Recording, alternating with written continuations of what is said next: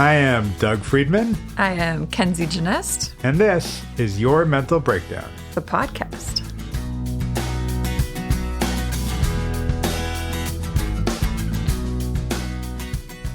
Welcome back. Hello. What's up? How you been? What? I'm doing the very normal thing that people do when they sit across from somebody.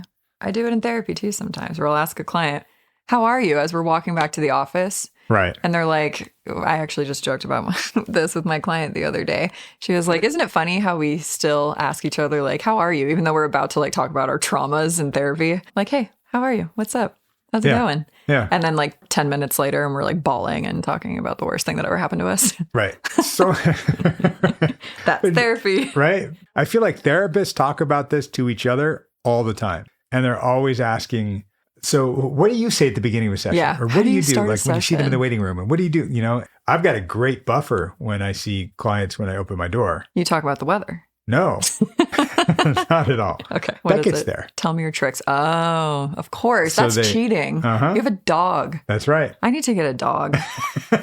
Honestly. You need a therapy dog. I really do. It's funny because some clients will, as soon as I open my doors, they'll reach their hand out, not to shake my hand, but to get a dog treat to give to Beckett. Aw. And then he kind of goes up on his couch, and one client likes to hide a treat on him for like later in the session if he wants. But almost all the time, Beckett will just sit there staring at him because he knows he has a treat, right? Yeah. But then when he finally goes onto his couch, if they're having a real emotional moment during a session, he'll jump off the couch and he'll go over to them and kind of Does paw he? at them. Yeah. I was going to ask, like, how does that actually change therapy with having a dog present? Like, is he an actual therapy dog where he senses when there's like a heavy emotion occurring? He does. Wow. It's wild. For the most part, he sleeps for the entire session. I think I'm just that boring. But of course, I want to fall asleep right now. God. I want to fall asleep right now. Yeah. He will pick up on emotions and he'll kind of respond to it sometimes. Wow. But you don't call it like animal assisted therapy, right? Because technically that would be a different thing. But he's just there. Right. It's just me and my dog. Funny. I have a colleague that I came up with and she went into equine therapy. Yeah. Yes. I've heard of that. Which is horse therapy, if y'all don't know what equine means. Equine. Yes. Equestrian horse. Does that take place outside or do you bring a horse into your office? Logistical question. Do you do therapy in a barn? I would assume that it's outdoors. Don't know if it would be a barn. It could be a barn, but I'm sure it would be outdoors and with a horse. A fake horse? A real horse? I think it is a real horse. That you go through training for it to be a real horse. And this is true. It's being attuned to the horse's behavior and how your behavior affects the horse's behavior and all that kind of stuff. Yeah, that's the interesting part of animal-assisted therapy. I had not thought about until literally just this moment, is it can also help you attune to like how you affect the animal. That's almost absolutely how it works. That's interesting. Gosh, there are so many ways to do things, to do therapy. Who knew? And there's often not one right way. There's many right ways and many ineffective ways. Right. There's no such thing as right and wrong, right? It's all right. Wrong. It's effective versus what's not effective. Oh my God, that's totally effective. Thank you so much. It's working for me. How'd you do on your test today at school? I was so effective. Oh my God. Okay, you're right. Sometimes there are objective truths. That's right. And then sometimes that's wrong. It's all up to you. Subjectivity.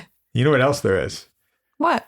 There's a question from a listener that we got. Yes. That we are going to answer effectively. Defectively. Defectively. That's right. Reflectively. Oh my God, they're so ivlies. All right, Dr. Seuss. Right?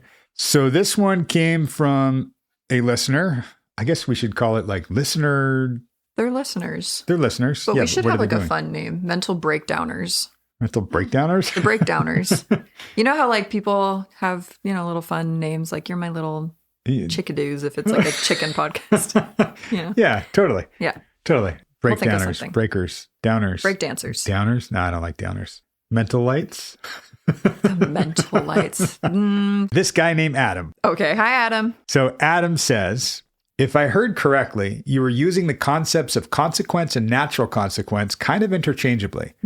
Sarah's son ditching school and not being allowed to go anywhere but school for a while after he's caught is a consequence, but it's not a natural consequence. Yes. It's a consequence she'd choose and impose, and it's relevant, proportional, and fair. Good point. Yeah. But a natural consequence is one that isn't chosen at all. It's just embedded in the situation. This is true. Just a few days ago, I discovered that my daughter hasn't been letting her mom help brush her hair out, and she had a tangle at the nape of her neck the size of a baby bird.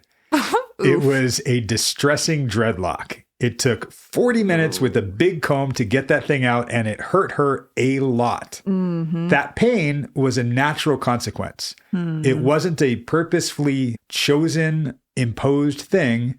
It was me trying to be as gentle as possible, and we took quick breaks when it got too intense. But it was the natural result of the situation. And the memory of it should be an effective deterrent in the future. Yeah, solid. I mean, what he's really saying, I think we're talking about like basic behavioral principles here, right? Like usually if something is, if it has a negative consequence, like behaviorally, like scientifically, we should not want to do that again. Like if there's a punishment, a negative punishment for it. And if something is rewarding in some way, like, ooh, I want to do that again. Sure. Like on a basic way, I totally get that.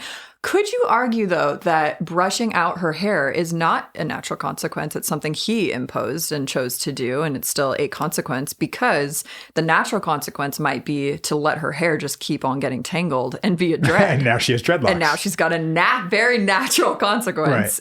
Doug knows something about dreadlocks. I did have dreadlocks. You have to cut them out eventually, right? You can't just brush them through. That's true. Yeah. That's true. So that would be the truly natural consequence, no? Maybe, yeah. But it's like because we're arguing even like cutting the mat out instead of brushing it out. Now you have to go around with hair with a weird cut. Human intervention is so. Are we saying that any human intervention is? So I think you can make a distinction between natural consequence and logical consequence. Can I just say, though, I like this question because it's very in the vein of me being overly analytical and critical of literal language. Right. So love it, Adam. Yeah. I feel you. And I agree with you. You're technically correct here. So there's a more classic example where if a kid is doing sidewalk art with chalk and they leave it outside and then it rains, the natural consequence is that it's going to all wash away and be gone. Sure. And if the kid is told, hey, bring a sweater with you, and they don't, a natural consequence is they might get cold. But it's not imposed by anybody. Right. It just happens. I'm wondering. So you're right. There was human intervention. Yeah. So maybe brushing it out. Maybe the natural consequence is you have a dreadlock. That's what I mean. Right? Yeah. And then what do you do about that? That's where you go, okay, well, what do you want to do? Now we can cut it out, we can brush it out, or we can let your hair go into dreads. Right. And we're human. So we have that choice to impose a consequence. Right. So at some point, we do have to be kind of judge and jury. See? Or maybe so sometimes we do a little bit. But that, and I can't get away from it. I don't know. We're in a knot. I know we need to be brushed out. I knew you were going to do that. See, that's why I like arguing like semantics and stuff. It's kind of fun because you know what? At the end of the day, we're circling the drain and we're never going to get anywhere. Well, okay. And to me, it's, if you look at what's the intention, what's the point? Right. That's what I'm wondering too. Like, what is the point in Adam asking this? Is he distressed about imposing that consequence on his daughter? No. I mean, truth be told, I happen to know Adam. We were in college together. Hey, Adam. He and I were studying religion majors together and have taken philosophy courses together. No wonder. He's a smart cookie. He is extremely smart, very well read. And so he's probably pointing something out, going like, hey, dude, I know you meant this. Yeah, but like you said this and it's really this. Yeah, you're correct. Yeah, totally. Hey, I respect it. Shout out to Adam because that is a good thing to point out. Natural consequences just happen without us intervening, without, as you would say, human intervention at all. Yeah. To some degree, we need to intervene. Well, all right. Language is important. Yeah. You know what? Watch your language. Thank you. Listen to their language. Okay. Or it's going to be my language. We're going to leave and you're going to still hear me talk. Sorry, guys. Shame. But if you have some questions or language comments, please reach out to us. Please. These are fun. Email us at info@yourmentalbreakdown.com. You can find us on all the social media places, most likely your.mental.breakdown on Instagram, Facebook, TikTok. I think that's pretty much it. That's it. Yeah, we do this every time. Do it there. That's it. Right. MySpace. But that's it. Kenzie, it's now our space. Aw. Except when Meredith's here. Then you can go sit in the other room and it'll just be us. Oh. All right, you could be here too. Sad. Maybe. That was sad. We'll see what the consequence is. Oh, God. Just wrap it up, Doug. Bye. Bye-bye. How's your week been? Really good, actually, until like half an hour ago. Wow. All right. So first, yeah, everything we talked about last week with the kids and their consequences worked beautifully. How did it feel for you? How was that? It felt really good, actually. I mean, I touched on it last week without actually knowing the sensation I would feel. And I just explained to both of them that from now on, that's how it's going to be. I want to see if you have a sense of what the difference is in doing it this way with the kids now versus how you've done it before. What do you think is different? We kind of talked about it last week, but for you now having done it. I felt that it was fair. The consequence was fair. I didn't feel like I had to decide what their, quote, punishment was going to be. It's always been my weakness as a parent, is knowing how to stick to a consequence. Because I'm always questioning myself. You know, is that too much? Did they learn their lesson? Oh, they're probably fine. Clearly, that doesn't work. But this was easy for me to stick to because it was also agreed by the kids. Because like you said, you told me, do you think that's fair? And they were both like, yeah, seems fair. I love that for you. And I love that you're recognizing the differences and what feels different and what is different about it. And you said a couple of key things I want to reflect back to you. First, one of the cool things is framing it like you're in court, which is cool, especially because with what you just said, you are not judge and jury. You used to be, but now it's, no, here's the evidence. And it's sort of like we are the jury together. What do we decide? And you are not the judge. It's here's the consequence because there was this action, period. They're not mad at you. And part of why maybe it was so hard for you previously is because it was you and you were saying this and you did this. So you feel this guilt. Yeah. The switch is son, the one that caused that. His action created this consequence. That's a natural consequence. You're actually building their efficacy. Yeah, it's I love that really great. In just a week, that's crazy. I know we touched on it briefly, but when a consequence makes sense, it seems all of a sudden fair. You know what's crazy for me is because I'm your therapist, not your family therapist. And I'm looking at you and there's a difference in you. It warms my heart where my heart used to break for you because we're talking about an action and a consequence, it making sense. And you haven't really experienced that at all as a parent or as a human. I imagine in your formative years as a child, if you never have anything like this, where you see your mistake and you see your consequence and it, the punishment fits the crime. So it's a shift for me personally because I'm learning something that I was never taught as a child. And it shifting the kids' way they view me when it comes time to, quote unquote, get into trouble for something. It's not you enforcing it as judge or jury. Right? And I saw it in daughter with just the threat of the consequence. Right. I shouldn't even say threat, with just the announcement of the consequence. Tell me about that correction you just made, because I heard that word come out of your mouth too, and it seemed like it didn't quite fit for right now. Threat to me, well, as a child, I spent so many hours of my life just curled up in a ball, crying, waiting for my beating. There was so much in my life. I remember these moments in the pit of my stomach. I still remember that feeling, wait till your dad gets home, that kind of thing. Only for me, it was whoever felt like beating me that day was going to give me a beating and you're going to go wait in that room for it. That's a threat. That's what I hear when I say that word. So I really, really hate that word. But that's why I love the action consequence. There's no threat. Right. There's no punishment, like you said. It's just what happens. Just totally shifted my way of thinking. It's so amazing to watch, even in just a week. The transformation so far is incredible. And just the way that you look lighter in talking about this, the threat, you were carrying that around as you're the one giving the threats. That's not what you want. You don't like that. Nope. You did not like your role that way. And now it takes that off of you. And why I say it warms my heart where it used to break is exactly what you just described. That threat, you lived in constant threat and constant fight or flight mode. And to be creating an environment now where you learn and feel something different is so healing. It's incredible for your kids. It's equally, if not more, incredible for you.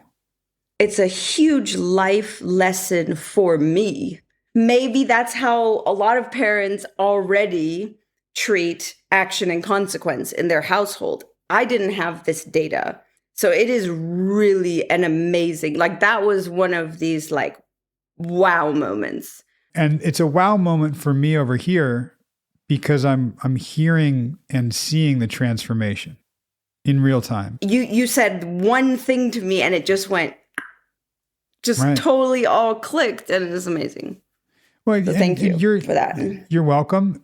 And thank yourself. So it's not just the kids learning something, you're learning something. And I know you love your data.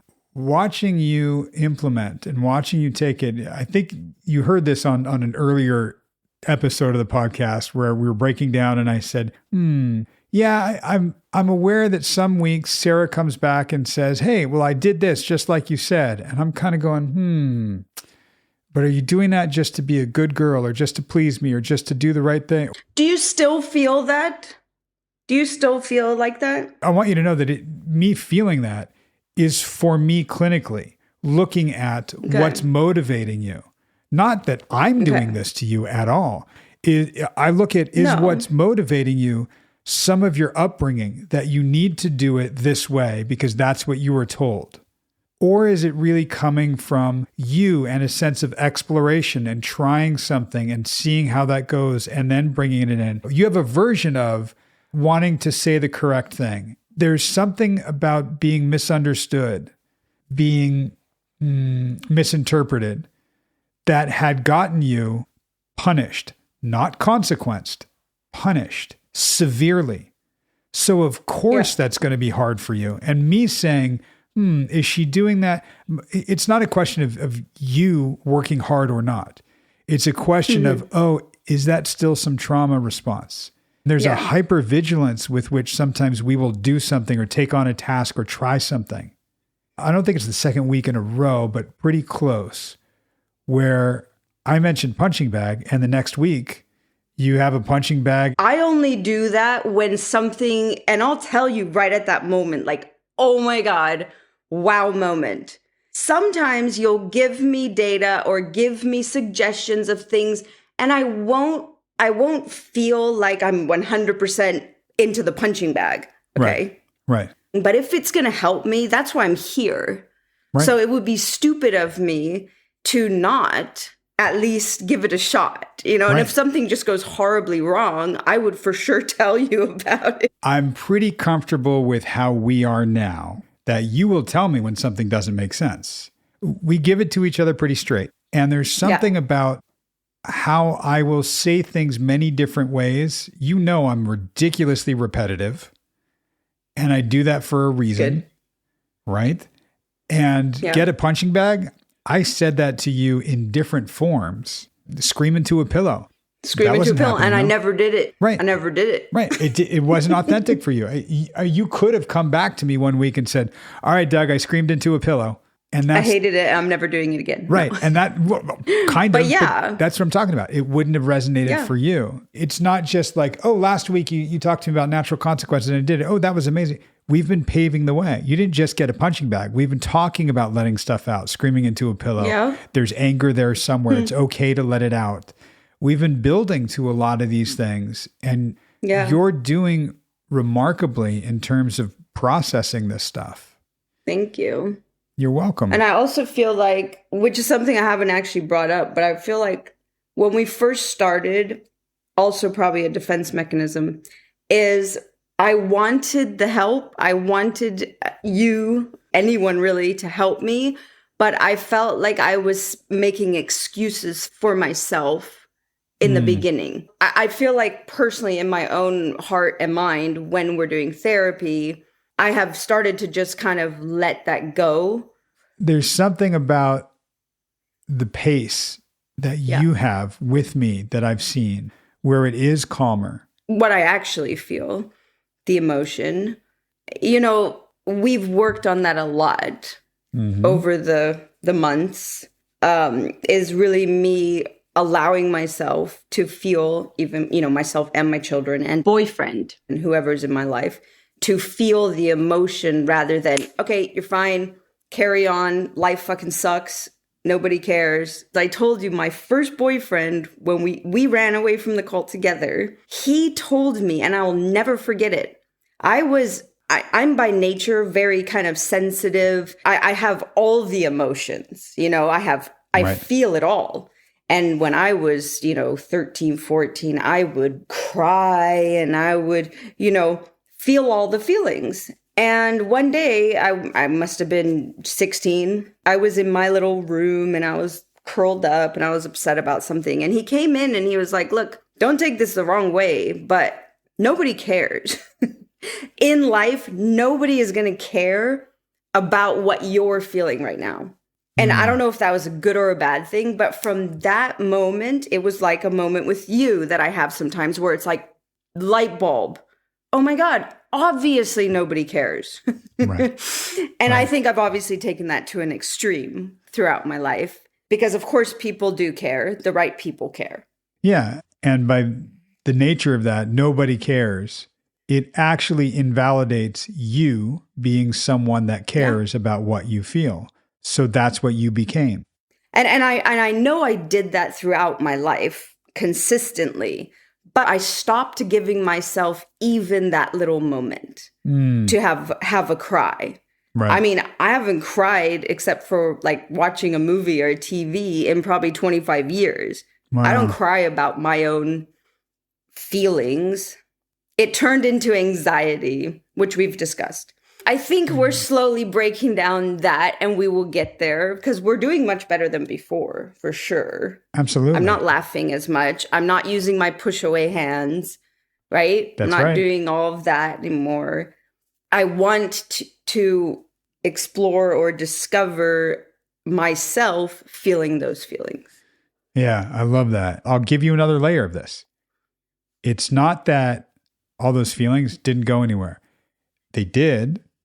When it was third person, that quest for justice, that righteous quest, whether it was on someone else's behalf or if it was for the sake of righteousness and against nonsense. And you've had a lot of that. And we can find it anywhere. And you are somebody that has all these emotions. And when you feel justified in here's where it can come out, it has such incredible force. That's why it's almost like if we looked at your mechanism, it comes out as enunciation, very carefully and methodically stated, so it can't be misunderstood. And if we peeled that layer off, we would see inside a version of you, a little Sarah, that's like shaking. And about to like explode with anxiety, but you contain, cover, and focus and put it out just like that. I'm starting to feel that need less and less. And I still don't know that I would in any way back down from fighting a fight that I felt was worthy, but I would do it in I feel like I would handle it a little better nowadays. Yeah. And you will still do some of that for sure. It's a process. We're unlearning and relearning a different way, in a way where you're allowed to feel what you're feeling. And sometimes those feelings will come out and you go, oh, well, okay, hang on, let me calibrate that too. Yeah. Yeah, I've been doing a lot of that before I respond, calibrating, like you just said. Everybody who knows me well has commented about the shift they're seeing just in my day-to-day personality, just the lightness of my spirit. I don't know that I enunciate any less. Well, some of these aren't necessarily flaws.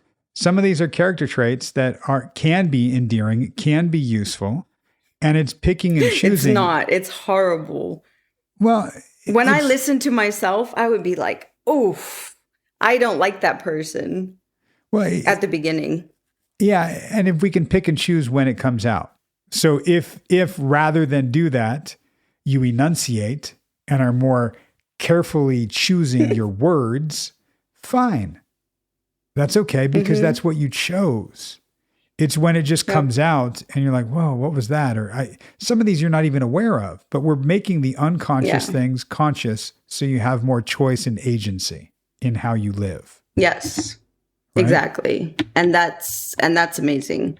It is. There's always going to be moments, and there is always on a daily basis moments where I'm thinking in my head, oh my God, you have one fucking job.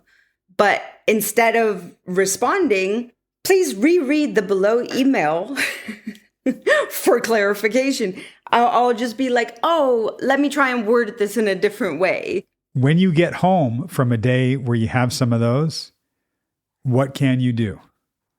What can I do? Punch my punching bag? Sure. I mean, if you feel like it, yeah.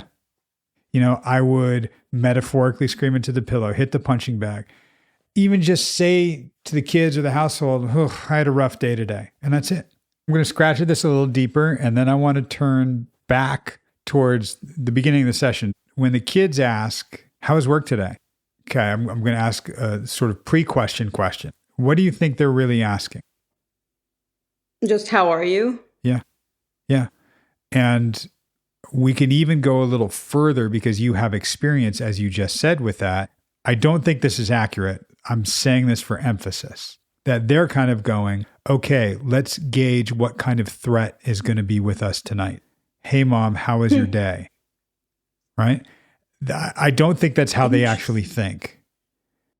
I hope that's not, but you might have a point there. It's nothing like your own experience of threat. For them, it might be, I want to ask permission to go out tonight, but if Mom didn't have a good day at work, I'm not going to. Interesting. Right? Okay.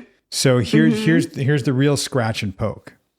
I'm going to invite you to do something. Let's see if you can give yourself permission to and experiment with this. When they say, how was your day? You give them something a little more honest than good, which can be, it was pretty boring and uneventful, and I've left it at the office, so now I can be home. Or, well, it was pretty annoying. There were a lot of little things that just, I couldn't control, and I'm glad I've got the punching bag. Or something. Even if you do leave it at the office, like, oh my God, it was so annoying. Everybody was driving me crazy, and I'm glad I left it at the office. I'm glad I'm home. Yeah. I'm gonna change shoes and be in my home shoes, and so nice to be here. I like that because I can still have the feeling of what I felt during the day at the office. But now I can follow that up with, I'm just so happy to be home now. What is it you think that you're modeling for them? What are they learning when you do it differently? From me? I mean, I always try and come back to them once I've sort of washed the day off of me, I call it. Uh-huh. But if I can give them that calm or that peace in those 20 minutes that I'm taking a shower and trying to calm whatever I'm doing to make myself end my other day and start, I would need to make a conscious effort to say, it was a day, but and I'm really happy to be home with you. I love that. And I also love how your hands just changed. You went from, you put up the defense hands. I had a rough day, to when you just said it as, I had a rough day. Your hands changed. You kind of invited more. You were more personable. You were opening up as opposed to, don't even ask me about the day. Totally. Yeah, it was rough. And that it's a very subtle shift, and it's not micro expressions. It's just your body language. And we carry that stuff. I think what they're learning, what they are learning and what they are observing is when you say, your day was good. Yeah, it was good. It's fine. All they learn is don't talk about it. If you said to them, how's school? You're going to get the same answer. It's good. It's fine. Right? Whatever it might be, you're actually just answering the question. I like this for me. I need to consistently go into my emotions. This is sort of what I've been working on these last few months, is allowing, even if I don't express it, if I don't start crying, because I don't think that's going to happen for a while, but I'm feeling the emotion. I'm starting to be okay and accept those feelings instead of just instantly going, oh yeah, I got beaten and sexually molested as a child, but it's no big deal. Right. The actual emotion and talking about it as me instead of you or the third person, like I've been doing. You know what you're doing? You are validating Sarah's experience of life. You are being very nurturing to that little Sarah inside and allowing her to come out and integrate with you. I still feel I am telling myself it's okay. Take a second, feel the emotion. But I hope, like all these other things that are sort of shifting for me, that soon I won't need to tell myself, stop and feel the emotion before you go looking for the data and go on your quest of whatever, right and wrong. This is why I'm this person. And like you say, it's not always bad. It's not always the wrong thing, but it's not always the right thing. You don't always need to be in that hyper vigilant state. And just telling myself that over and over and over, it's starting to sink in. Because you're right, I don't need to be. Like, what's happening? Who's coming for me? Nobody. Right. I'm fine. My kids are fine. They're healthy, happy. We're good. What was really cool in what you answered was the question I would ask is, that's really cool that you're able to like let the emotion out now and tell yourself that it's okay. Why and how do you think that's possible now? And you answered it by saying, what threat? I'm okay right now. There was one, so I understand why I've been like this for most of my life. I don't need to keep being like this. Yeah.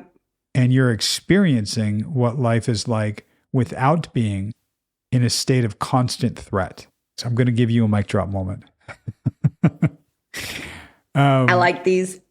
So I want to see how you'll respond to this one.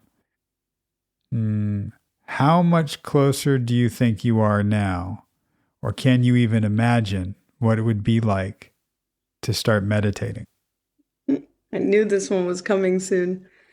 Not that close, but I can actually visualize it now. Whereas before it was a joke to me. There's now been times over like maybe the last month where I have been able to imagine a time where I could do that and how wonderful it would feel. Yeah. So that's progress, I guess. It's really just picturing yourself getting to that point where you have enough peace and serenity about you to get into that mental state. And I can see it. Yep. I can actually see it. I love that. Beautiful answer. Beautiful, beautiful answer. Really. Because that's, you're dead on. I mean, I wouldn't ask you to meditate now. The fact that you can see it and visualize it is amazing progress. I mean, we're moving from keep calm, Sarah, I'll handle it, to Sarah's calm, handle your own shit. Sarah, it's meditating. Fucking handle your own shit. Right? Sarah doesn't got time for your shit. Right? And I think one of the reasons I can see it is because my mind is becoming less and less busy with my quests and with my, trying to make everything make sense. And now I'm just like, Yeah. Sometimes there's still things like right before we started therapy, which get me, and I'm going to have to do some thinking and some breathing, but it's not as prevalent. It's not in the forefront of my mind. I can actually find myself taking a breath, stepping back and saying, the other day I even said to myself, look, if this actually becomes a problem, then I'm going to stress about it. Wow. It instantly, to me, my knee-jerk reaction is, oh my God, anxiety, stress, how am I going to fix this? But then I was like, wait, I'm going to wait and see how this plays out. Right. Then maybe I'll have to stress about it. So I still haven't conquered it, but at least I have little checkpoints for myself. Absolutely. I guess I'll see you next week and we'll keep doing more of this because apparently it's doing something. Yeah, apparently you're good at your job, Doug. Well, you're good. You're good at yours. We're good together. Thank you. I appreciate you. Thank you very much. You got it. And we are back. We're back. We're back in the courthouse of Sarah and her children. Just when I thought I was good at my job, we're going to judge and jury me. Yeah, but it's cool because she kind of reframed it herself, like realizing, oh, we're the jury together. We're not judge and defendant plaintiff, right? Like you're not actually in court. You don't have to be the judge serving the sentence. You're joining them in this. Personally, I was like, okay, this clicked for me now. I think maybe it was her really clicking with it and it working when she came back reporting that it worked for her, the natural consequences. Right. Maybe that's what did it for me because it was effective, right? But it really did click for me. I was like, okay, I get it now. You're bringing them in. You're looping the kids in. There are natural causes and effects to things. Right. And it does build their self-efficacy, which I think, just as a therapist, that is such an important thing. And that's what I really love about all of this. Yeah. Because it's good for both sides. It's good for all of them. You're right. When she was like, we're all the jury together. We're doing this together. Right. It doesn't have to be a trial. It can be a discussion. Yeah, it's a collaboration. Right. She often talks about things as, well, you can do this, or one can do this, or it is better to do this. And I wanted it to be about her and her specifically, which we've been working on the last few weeks. Yeah. So I brought it back to her and just said, well, how was that for you doing that? And she said something that I freaking loved, which was, it was a shift for me personally because I'm learning something I was never taught as a child. Yes. Oh, that's the best part for her, right? And that's why it's like mutually beneficial because she's reparenting herself while really effectively parenting her kids. Right. I mean, it's really beautiful if you think about it that way, like how symbiotic it really is. Right. You asked me a little while ago, how do I approach clients who are parents when I am not a parent myself? Yes. This is part of it now. What you're experiencing right now, seeing how Sarah is with her kids and what she learned as a parent, you're joined with her. I mean, you're not her, you're not even her therapist. You're just along for the ride with her and you can feel what she's feeling as a parent to some degree. Yeah. So the empathy mixed with learning by proxy, like learning almost vicariously and taking those wins, right? And saying, okay, cool. Like that actually worked. Maybe I can try this with another client too and see if it works for them. I would say I am a vicarious parent. You right at this stage are probably more of a vicarious parent. Wow. Vicarious. I like that. Right? But we're getting into it with her because we're joined and she's experiencing it and we're along for that ride. That's cool. So there's a part in here, and I might have talked about this last time. I might have jumped ahead a little bit, but she corrects herself when she's saying that she threatened, right? Or she said the threat to her daughter, right? About the consequence, right? And she corrects herself very quickly and says, no, the announcement, just the announcement wasn't a threat. And it's such a beautiful moment because she realizes and you help her realize like, yeah, it's not a threat. It's just natural consequences. Right. And that's that healing, the healing of you're not inflicting pain on your children. You're not instilling fear in them. As a therapist, I always will pick up on when a client corrects themselves. I've noticed sometimes these throwaway lines where they go, yeah, well, even just the threat of a consequence. Well, I shouldn't say threat. It was more of like the announcement of the consequence. Yeah. That's huge because that's her, if we use the CBT ski trails, that's her stopping an old trail and carving a new trail. And I want to acknowledge that because that's how we reinforce building new neural pathways. Yep, exactly. You took the words right out of my mouth. But yeah, basically, right? I mean, it's in real time, we're seeing the neurons firing in different ways. Totally. And I want to mark that with them so they get that. Yes. Right? Yeah. Make it a point to like, reinforce that. Right. Especially because that's her doing that on her own. That's not me correcting it for her. And that's not her correcting it. Maybe it is, quote unquote, for me, but it's more she's in therapy. Yeah. So she's more aware of it. So she'll do that correction here while she's talking. Yeah. Then that will spill over when she's not in therapy in the room and she'll just catch herself and then she'll do it subconsciously, unconsciously, and it won't be such a conscious effort every time. And now she's just changed how she thinks.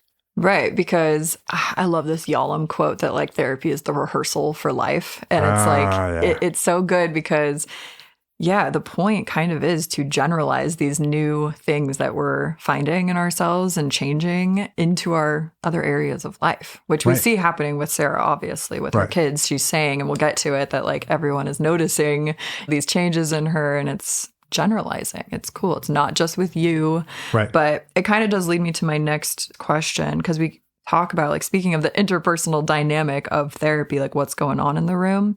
There's a point here where you say, you know, you're doing remarkably well at processing things. And she says, thank you. And I could totally be overthinking this, right? But I always think about like trying not to create this like teacher-student dynamic in therapy. And we talk about this a lot with Sarah too. We don't want her to just be pleasing you, right? And like doing the people-pleasing thing with you and just doing things because you tell her to. But I'm wondering if by saying like, oh, you're doing this really well. I don't know how to word the question so much, but how did you, or I guess, do you even overthink things like that? Or is it just like, no, she is doing this really well, but there's no rights and wrongs or how to feel feelings, right? So, wrong, right. Remarkable. Thank you. I think there's a couple things for this. One is now I can go back and analyze what I was doing from this vantage point. In the moment, I don't know that I was consciously thinking of how I was saying that, why I was saying that, or what I was doing. Then again, maybe I was, because when I explain it to you now, you'll go, oh, wow. And to me, it's part of, if I know where a client is going or where they need to get to, or where me and the client are guiding them, then I'm going to do things along the way to help them get there on their own. Even though I am sometimes very directive or I will lead them, I'm leading them to get to a place where they're going to create the new neural pathway, right? So when I say this, it is building on the idea that she is doing something, in a sense, to please me.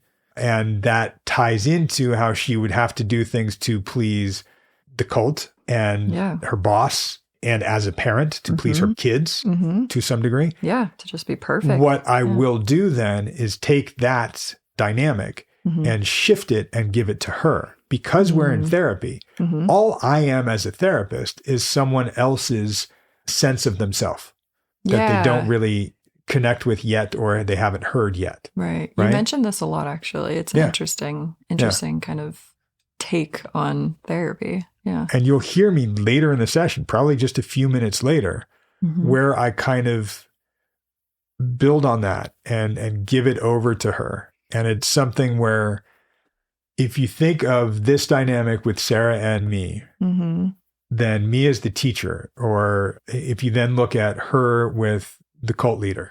So building on that dynamic, what I'm going to try to build for her is a sense of she can give herself the permission. She doesn't have to get it from somebody else because she's going to be the one to say, oh, hey, little Sarah, you're doing good. Good job. But she's looking for that externally right now. So I'm going to mark it externally with this and then gradually in my sort of therapy ninja way, give it to her. And there was a point where I kind of invited her to give herself permission for something. Yeah, that word permission is interesting because maybe because it came up for me in a session recently, but that whole like kind of backtracking when you say like, you know, you can feel your feelings or you like are doing great, right? And it's like, not that I have to tell you that, like, it's not like I have to give you permission to do any of this. And so maybe that's the new therapist in me that's always like very conscious of that teacher-student dynamic and not wanting to like lecture my clients and not trying to come off as the expert of their experience. Right. And she even said it, like, this is what I came to therapy for. She's looking for an expert. Okay. So I will play the role of expert and then I am going to turn it because me as the expert, I'm just going to be a reflection of your voice. So then I want you to take ownership of that voice. And what I said to her is, yeah, okay, we're going to poke at this thing here and I'm going to invite you to do this. Well, actually, let me see if you can give yourself permission to experiment with this. So that's a very subtle way and direct way of me saying, I'm giving you an assignment as the teacher, you're the student. If that's okay with you, can you give yourself, almost saying, hey, can you be the teacher for a second? Cool, you can't. Okay, great. Then we can keep going. Yeah. And there is a thing too, I think in here where you explained to her in a very kind of meta way about your process. And like, you're actually looking at her motivators, right? Like in a clinical sense, you're looking at what is motivating her towards growth, to change, right? And like you're kind of checking and making sure that you're not reenacting that pattern that she's grown familiar with. It's like the story that Sarah was telling us about how she was not allowing herself to feel an emotion. And the story she told us about her and her boyfriend when she was a teenager, which I'm sure you caught. Oh my gosh. I mean, what stood out to me was nobody cares. I mean, wow. I'm just thinking of little Sarah, you know, even if she was a teenager, that's still little Sarah. Little Sarah, formative years. She's in a cult, trying to get out of a cult, whatever. And her boyfriend, someone close to her, another attachment figure really, is telling her, hey, straight up, nobody cares. So just like, shut up. Well, okay. I think maybe what he was trying to say to her. He had good intentions. Yeah, he was good intentions. He wasn't like, I'm taking it a little suck too it up. harshly. No one cares. No one cares about your feelings. It was, the world isn't going to stop just because you're having a feeling. Sure. So suck it up and keep going to some degree. The message is still, I think, kind of the same. I think maybe just thinking of her context too and just how much she's going through, it's still invalidating, I think, to just say nobody cares. And I wonder too if he at least expressed his care, right? Like nobody else cares, but I'm here and I care. I mean, she mentions it as a real light bulb moment. And she was 16, curled up in a ball and crying. And the boyfriend just says, well, no one cares. Whatever the intention from him was. Right. I don't think it was mean. I think he was trying to be helpful in some way. Yeah. But what clicked for Sarah was, wow. Yeah. Okay. And that's probably what started her shoving the emotions in and not expressing that, not crying, not allowing herself that inner child to come out. Oh yeah. It just stunted her, I think. You know, I don't want to blame it all on her boyfriend, right? But I think these are it's his fault. Let's go find him. No, I just think these are formative years, like I said, and this is almost, stunting her development. Right there in that moment, she learned, oh, nobody cares. I don't need to cry about these things. Like it's too much. I'm too much. I don't need to have these feelings. Just suck it up. Just keep going. It's okay. And it's a very pull yourself up by the bootstrap kind of thing. Like it's a very kind of old school way, I think, of looking at feelings and mental health, and can be kind of toxic. I'm not going to lie. I mean, maybe as a millennial, I'm like, that's toxic as hell. Right. And at the same time, if he dropped everything, curled up in a ball with her, and they both cried for an hour, that might have done something different. Yeah. Right? Do you think it could have been, though, positive to have the joining of that experience, or would it have been? We will never know. But in the sliding doors version of this I'm going to tap into for a second, it's the polar opposite, which would mean the same thing happens. So think of it as he's going to join with that and he will play into that. So it not only validates that emotion, it rewards being overly emotional. So if you ever need attention or ever need anything, you're going to completely shut down, break down, cry until somebody comes to you and joins you. And then that feels better. And that's the only way you know how to get yourself nurtured and get yourself seen and heard and validated. Yeah, it's the other side of the spectrum where it's the it's the other extreme. Like I have to be at my worst for somebody to pay attention. Right. And that's another thing we see with clients too, not just Sarah, right? Like in these formative years, like they remember things like, yeah, when I was younger, you know, I developed an eating disorder or whatever because no one was paying attention to me. Like no one would pay attention until I was completely emaciated or whatever, you know, something red flags going off. And that's something that I've talked about on the podcast that I used to totally hate about my mom. And not hate my mom, but hate about her. We don't hate you, Mom. No, we love my mom. We'd be at a restaurant and she would just be like choking on something, like water went down the wrong pipe or something. Yeah. And the waiter would come by and go, "Oh, are you okay?" And she'd go, "No, I'm choking." And it was horrifying to me. Yeah, that's like, scary. You don't say, "No, you're not okay." Right. And maybe she was a child of alcoholic parents and she didn't get a lot of attention, certainly not from them. Right. So maybe it had to be, no, it's not okay to get people to pay attention and listen and see that. It might in some healthy way just be like, no, I'm not okay. I'm choking on something, but I'll be all right in a minute. She couldn't say that because she was choking. Yeah. So who knows what it actually was in that moment, but it's our response to these things and what that then means for how we respond to our responses as an adult. Yeah, and relate to our feelings and to our past and everything. Yeah. Which is why I love this moment in the session, because this is not what Sarah and I were talking about. It was, but we weren't talking about the trauma she experienced when she was a teenager and left the cult and her boyfriend said something to her. It sparked a memory for her. Right. And she's going, oh, wait, this might have started here. Oh, I had a big moment here. Yeah. That's where it was getting reinforced. Yeah. Oh, okay. Yeah. So you don't necessarily even have to, as a therapist, be like, what were your earliest experiences of this? And let's go back, right? In that very kind of psychoanalytic way, right? Of like, let's rehash the past. Right. Sometimes, I mean, the past is the past, but we are going to remember the big things that happened to us, whether we're, you know, not consciously thinking of them all the time or not. Like it'll come up. If it was really big and important and affected you, it will probably come up. Or not, meaning if it wasn't really big, like in the same way that I just marked her correcting herself from saying the threat of a consequence to, oh, wait, just the announcement of. Marking things like that, because we're talking about something she remembered when she was 16. And remember, she escaped the cult just a few years before that. Right. So this is an early, we could say, childhood experience for her. So it's marking that in some way because it's huge, but we don't have to go to, like you said, Kenzie, what were your childhood traumas? What were your big T and little T traumas? Let's walk through all of them and reprocess them. That could be horrendous if we do it that way. Yeah. If we're doing them through the course of the narrative we're constructing and how we're kind of reparenting and healing from this, and it comes up for her. Yeah. She's connecting these things. And that's, to me, that's much more effective.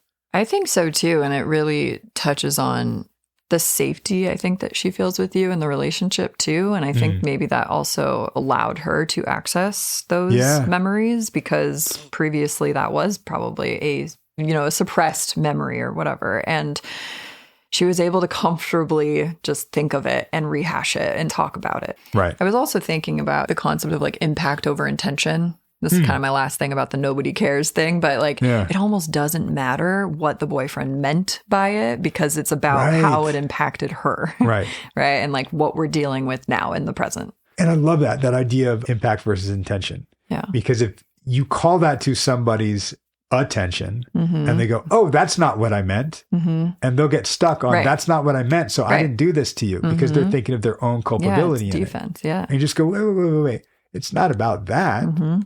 I know your intention was okay now. Thank you for clarifying it. Yeah. And the impact in my story means this. It's it's not but. It's another example of that. Like, yeah, you had your intentions. That's on you. Sure. Own that.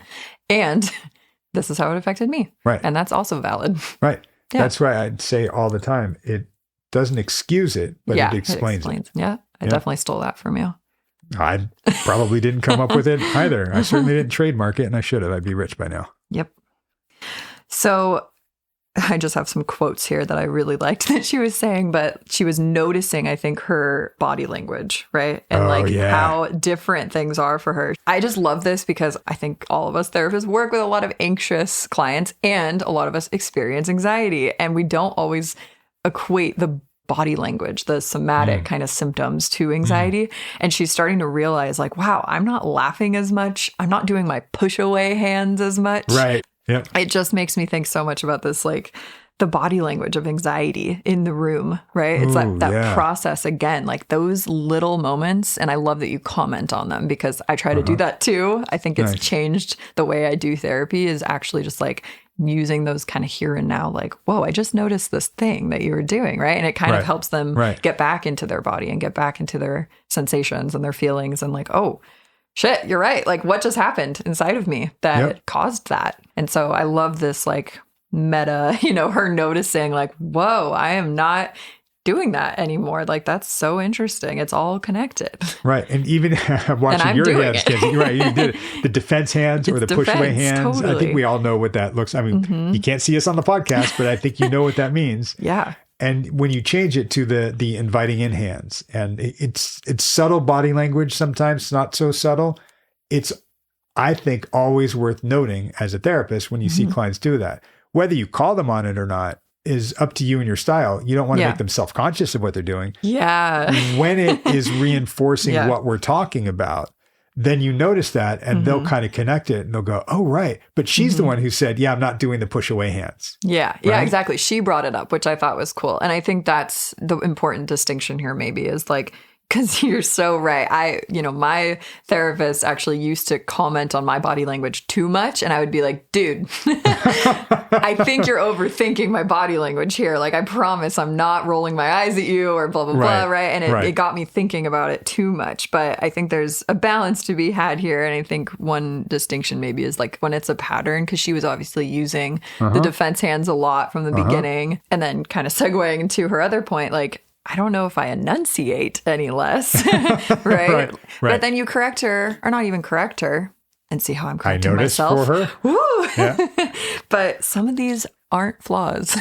Exactly. Yeah. Can you explain, I guess, Doug, how you kind of, because by saying I think some of these aren't flaws, and here I go with my literal language again, I'm thinking, oh, does that mean some of them are flaws?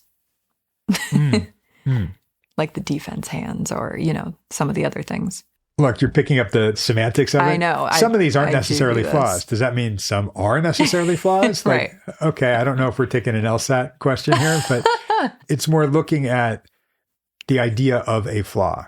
It's not a flaw, it's a defense. Okay. Right? That's what I was driving at with It's not that some of these aren't flaws. It's just that some of these aren't flaws. Right. I think how I said it was some of these aren't necessarily flaws. Yeah. Because what she was saying earlier, and I think it was just before she said this, is I don't cry about my own feelings. It just turned into anxiety. And this idea of, we've talked many times about her going into justice warrior mode with the defense hands or being on the defense or on the offense with justice, whatever that is. Yeah. The enunciating, these aren't just flaws. These aren't necessarily flaws. I'm looking at what's another way to think of it.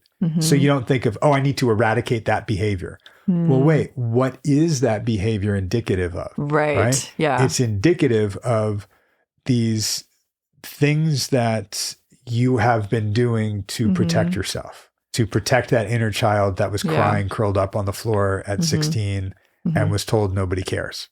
Right. So it's almost like the physical representation of a defense mechanism that is more psychological, but that we also comment on, like, is not inherently bad or a flaw. In fact, it actually was adaptive at one point. Absolutely. And it's something that my wife used to say, therapy is superhero school. You have to learn how to use your powers. You have to acknowledge them, recognize them, and then learn how to harness them.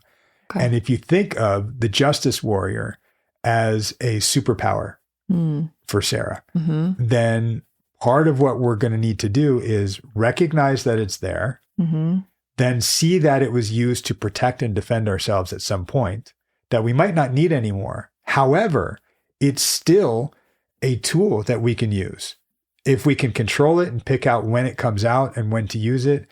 And ironically, or not ironically, whenever we are in real life versus when you're hearing this session, I think we're almost a year later. Wow. Sarah and I just talked about this exact thing. I can use an analogy for you, which is in the Marvel world. We'll use the Hulk. I love this one. Oh, yes. Right? You know this one. Of course. Right? When Hulk is angry, Hulk gets, when Dr. Bruce Banner gets angry, right, he turns green and Hulk comes out and takes over entirely. Right? So it's almost like the human that you were doesn't exist, but this manifestation of anger comes out and takes over and takes control. It's a defense. It's protecting Bruce Banner. Yeah. In fact, in the movies, somebody even said he kept you alive. Like he's the one that kept you alive. Yeah, there was strength in there. So what we can learn to do is harness that. When we come to peace with it, we might need to separate it first, disintegrate it. Take a look at it from the outside. Right? And then reintegrate it. I mean, Sarah and I literally were just talking about this, I think not even last week, but this week. Oh, wow. Right? That idea of, and she loves the Marvel movies. So being able to say to her, like, what happened in Thor Ragnarok? I don't know how deep you know this stuff, but that was the first Marvel movie I saw. Really? Yeah. Nice. Yeah. So that was one where the Hulk character, Mark Ruffalo character, was stuck as the Hulk. There was no Mark Ruffalo in that movie. Yeah. It was all Hulk. That was something where that persona came out to protect that person, and it just stayed there. That's almost like being locked in the fight or flight mode all the time, right? Yeah. Then later, and Sarah pointed this out, she said, oh, yeah, in the next movie, he was trying to get the Hulk to come out and help fight the aliens that came down to New York or something, and the Hulk wouldn't come out. Yes, I remember this, actually. Right? Yeah, in the middle of the street, right? Robert Downey Jr. says, come on, bring out the big guy. You're embarrassing me in front of the wizard. Control it. Yeah. Right. And it wouldn't come out. And the whole movie was like, he didn't come out at all. Then if you think of the later movies, like past the blip, do you remember what the Hulk looked like? No, I don't. You'll have to remind me. He was the big green guy that looked and sounded like Mark Ruffalo. Oh, okay. Because it was now incorporated and integrated. Yes. I was going to ask you, so how do we integrate it then? Because we don't want to be split into these different parts, right? Like we kind of want to feel like a whole person that's integrated. Right. It's one of the primary goals of therapy, probably. Right. We're all just trying to Hulk ourselves. Yeah. and that was it, is that he was trying to separate these things so much and eradicate this so much. And then when he recognized, oh, it's a part of me, it serves a purpose, it protects me, I can incorporate this and integrate this into part of how I am. And it's not this big scary thing anymore. It's this thing I can tap into when I need it. Right. So by the end of that movie, is he able to control it? Because are we trying to say that like these are controllable things, our emotions? Pretty much. I mean, I'm pretty sure that at the end of the movie, he is in Hulk form, but as Dr. Bruce Banner. So he has access to all of his human intelligence and the strength of the Hulk. Okay. So he's not angry all the time. No, he's just, he has the Although strength. In one of the earlier movies, I've referenced this on the podcast too, when he was asked, how do you control it? When he could control it more and he could go in and out of it, he said, the trick wasn't to never be angry. The trick was recognizing I'm always angry. Ooh, to just accept it. Right? I love that, because when I was asking you that question, I did have a little bit of like an intention behind that, where I was like, it's just interesting because this concept of like controlling your emotions, right? Like sometimes you can't, and it's just accepting that they're there and letting them flow through you. Right. I even had a big moment a few years ago where I was pushing like the Yoda, right? Build our Yoda voice and don't listen to Vader. Right. And if you think, oh, Vader is a Sith, they're driven by emotion. And Yoda is a Jedi. They are controlled emotion. Like, wait a second. We don't want to be controlled all the time. Right. Oh, then maybe Anakin, who turns into Vader, who comes back to human, empathy and compassion towards the end, had it. It's all about how do we incorporate both of these? It's all the Force. How do we tap into the Force? Yeah. It reminds me of the DBT wise mind, like the middle of the Venn diagram of like emotional and logical is the wise mind, right? Which is funny because that kind of sounds like Yoda, right? The Jedi, but I think you actually do include some emotion in that. It's not unwise to have emotion. No, you just don't want it to be the main force that's overpowering everything else. Right. You don't want it to hulk you out. Like, right? Rip your shirt and your shorts. Right. And, right. You don't want it to ruin your clothes. Right. Get a whole new wardrobe. What actually goes with green? I don't know. It's a really tough green. Did Sarah say this or did you say this? No, you said this in the session. Like sometimes we are making the unconscious conscious. Uh-huh. And it is a very clinical way of saying things, right? And at the same time, it makes sense. I guess I'm wondering, when do you choose to use clinical explanations for things with clients? Hardly ever. Right. And I know that about you. So that's why I'm like, when you do choose to say, defense mechanisms or coping mechanisms and things like that, so right? First of all, shout out to Carl Jung, because that's where making the unconscious conscious comes from. For the purpose of my therapy, Sarah in particular is somebody that likes data. So I can give her a lot of things and tell her a lot of things and help show her a lot of things, and she can experience a lot of things. When I give it a clinical definition, it will sink in and mean something to her in a different way. Yeah. Similar to when I use trauma response or trauma survivor. Yeah. So sometimes it just augments something that we're working on. If I never used a clinical term ever with her, we would probably do just fine. Yeah. I think having it lends some expertise to something. So it legitimizes what we're doing or what she's working on, instead of just kind of being, well, the tarot reader said this, and so I'm going to try this. And hey, that worked. It gives it context. There's a science to what we're doing. There is a science. Right. It's not pseudoscience. It is real science. Yes. What I'm doing often is rooted in psychology. And you're very gifted at not using clinical jargon, which is something I'm definitely working on always as a therapist, because right now, all I really know is clinical jargon, right? Like I've read the books. I'm kind of fresh out of grad school. Like I'm so absorbed by that stuff. And it is actually harder to not use it in session sometimes. Right. Absolutely. And I remember distinctly, I've said this to you several times, talking to my supervisor when I was a young, very new therapist saying, how do I sound like you? You talk about these. And he was like, I've just been doing this long. I'm like, teach me how to sound like that. And I would go to these open events at schools where I'm a therapist. And I'm talking to kids about becoming a therapist. I'm like, I need to sound clinical. And I don't know how it happened, but over time, when I stopped trying to sound clinical and just focused on the work, I found a rhythm for what I do and for pulling in the clinical phrases for what it is and what it means. So it just kind of happened over time. I guess I created that educational clinical neural pathway. Wow. Right? Look at you.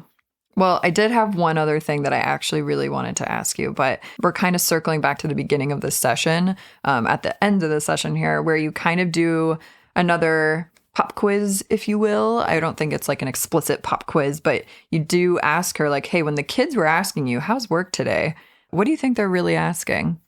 Right. And as a client, I felt myself getting a little anxious because I was like, oh God, what were they really asking? I think I would get a little nervous about instilling fear in her maybe, right? Of like what everyone's thinking about her all the time, right? But it actually landed really well. And I think she realized like, oh, they're just gauging to see how's mom doing today.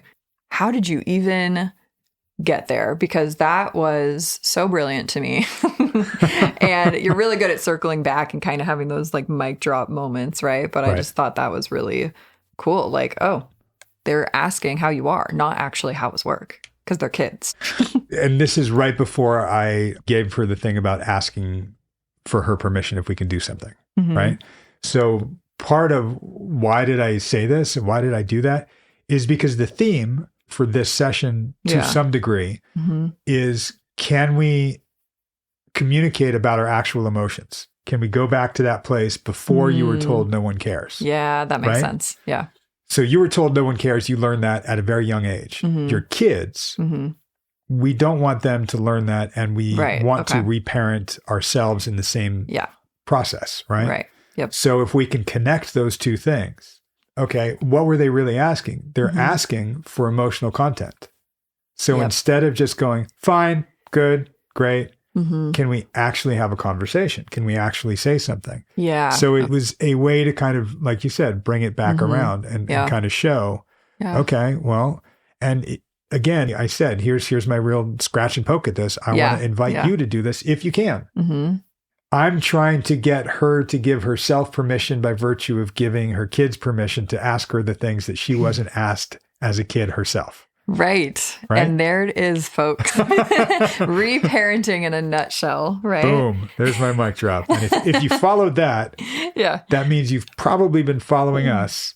Ooh. And you can keep following us because we will keep coming back as long as you keep coming back and paying us exorbitant amounts of money, because McDonald's really isn't doing that for us. No, unfortunately not. No, but this is absolutely free for you guys, and you are free to come back and listen, rate us, review us, share us with your friends, share us with your enemies, and feel free to email us your questions, info@yourmentalbreakdown.com. Find us on social media and find us right back here next week with another episode of Your Mental Breakdown, the podcast. And we're out. Woohoo.